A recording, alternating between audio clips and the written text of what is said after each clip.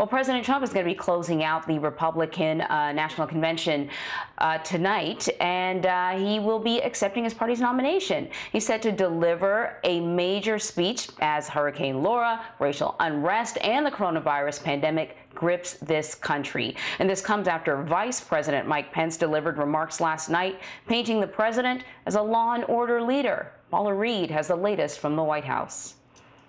In this country, we mourn with those who mourn. We grieve with those who grieve. Headlining the third night of the convention, Vice President Mike Pence framed the administration's handling of the pandemic as ahead of the curve. Before the first case of the coronavirus spread within the United States, the president took unprecedented action and suspended all travel from China. I have the mask right here. But it was months before the president acknowledged the severity of the virus and endorsed preventative measures like wearing a mask. Pence was the only speaker to mention Kenosha, Wisconsin, yet another city gripped by protests over the shooting of a black man, Jacob Blake, by police. So let me be clear. The violence must stop, whether in Minneapolis, Portland, or Kenosha.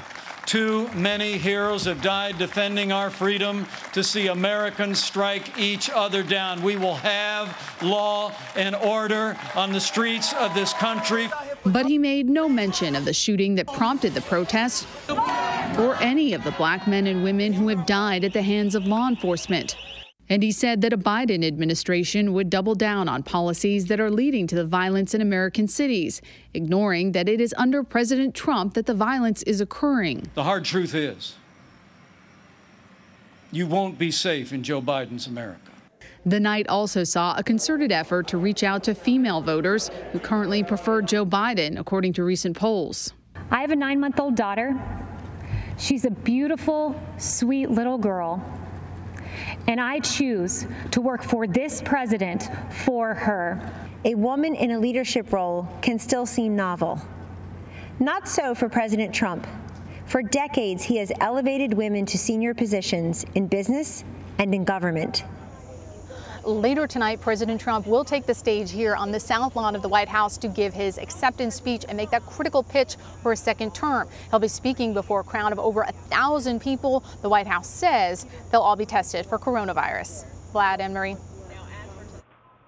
All right, Paula, thank you very much. For more on this, let's bring in CBSN political reporter Caitlin Huey-Burns. Caitlin, last night appeared to focus on drawing extreme contrast between President Trump and Joe Biden. Of course, that was evident during the vice president's speech, which he mentioned the ongoing protests we're seeing in Kenosha. He pitched President Trump as a fierce defender of law enforcement.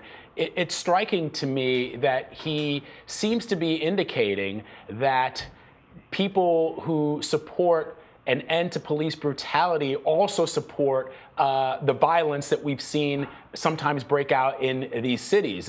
Even Jacob Blake's parents have called for calm. They've called for people to peacefully protest. And yet here you've got the Vice President of the United States saying that this presidency is about law and order without addressing the underlying conditions and the reasons why people are taking to the streets, not just in Kenosha, all across this country and in the wake of George Floyd's killing all around the world to demand an end to police brutality. But the message seems to be, don't worry about that, just worry about law and order.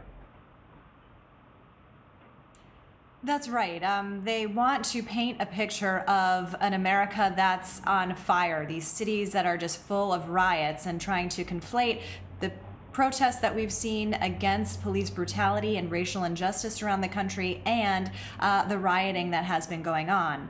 Now, it's really interesting to me the messaging coming out, because I was going back to Donald Trump's 2016 acceptance speech when he received the nomination for president. And he said, "When I take the oath of office next year, I will restore law and order to our country."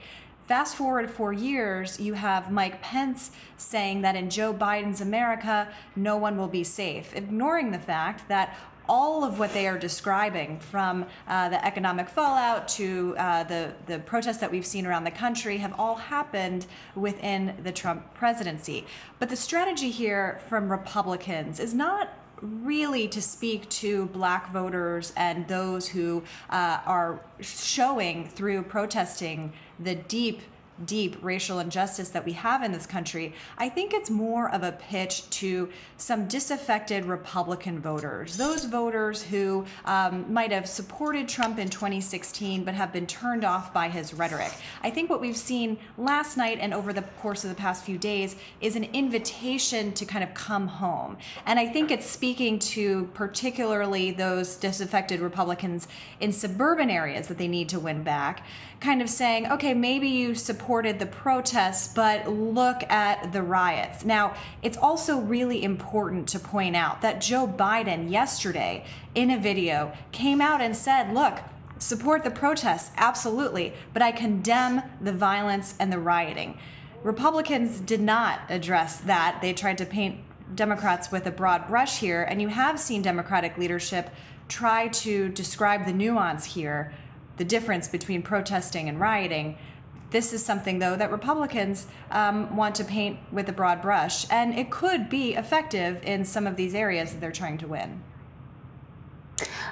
We also heard, Caitlin, a number of speakers go after Joe Biden for his faith, attack him on his faith. He's a practicing Catholic, but they took aim at his position on abortion rights.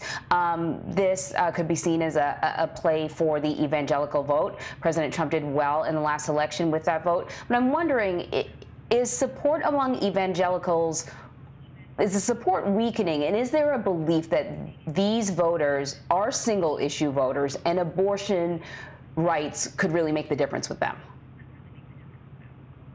That's a great point, Anne-Marie. When I was watching last night, hearing from the Catholic nun who was there and attacks on Joe Biden's faith, Joe Biden, of course, would be the second Catholic president only, so he's already made history as the first Catholic vice president. But I was interested in that rhetoric because it signaled that maybe there is some concern about some religious voters breaking away. And that's why you saw Mike Pence, and you've seen Mike Pence throughout this administration, be that bridge to those voters. We saw that it was effective in 2016. A lot of voters that we talked to, and we saw this reflected in polls, said that even though they didn't like the rhetoric coming from Donald Trump, they liked his pledge to confirm and appoint and confirm conservative judges and the issue of abortion.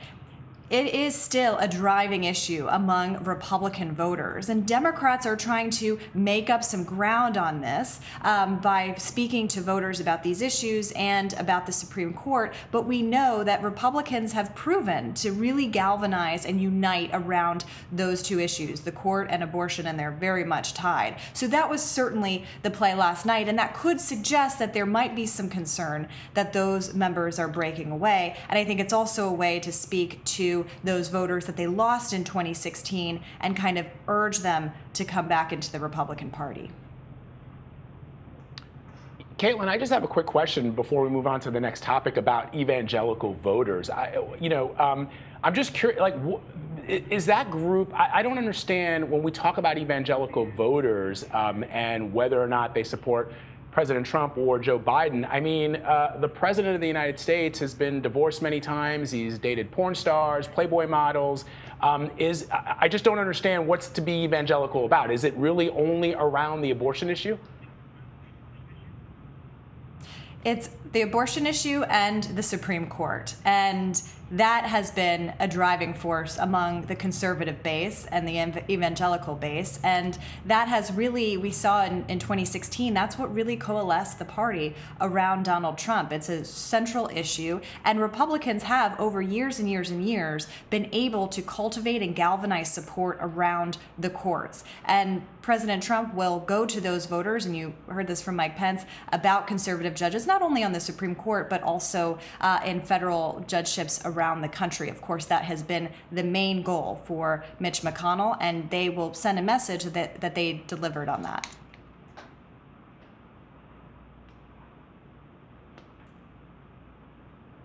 Oh, okay. I wasn't sure, Vlad, if you were going to pick up the next question. But no, I didn't want to take your time. Yeah, please. So many of the speakers over the course of this convention have talked about their private conversations that they have with the president. It really seemed, particularly last night, that they were trying to get across that he is an empathetic person, that he is a person who truly values women in particular. You know, one thing that Joe Biden has always kind of depended on throughout his entire political career is this sort of everyman warmth. I'm out on the street shaking hands. You know me. You know that's Biden's sort of tagline almost. You know me. I'm wondering if there's an attempt to sort of soften the president a little and sort of give him that everyman feel, even though he sort of, that was one of his successes in 2016, that though he's very wealthy, he sort of was able to convey an everyman feel. That's right, and this comes a week after Democrats' convention, which they really tried to focus on the character aspect of it, and you had a lot of character references for Joe Biden last week. And you saw that from the Trump family members and from people like Kellyanne Conway and Kayleigh McEnany, who are in Trump's orbit. However, we know that this is a president who is a wide open book. He says exactly what he thinks. He tweets everything on his mind. He says everything on his mind. There will be reports about the inner workings of the White House that he'll deny and then confirm afterwards in public.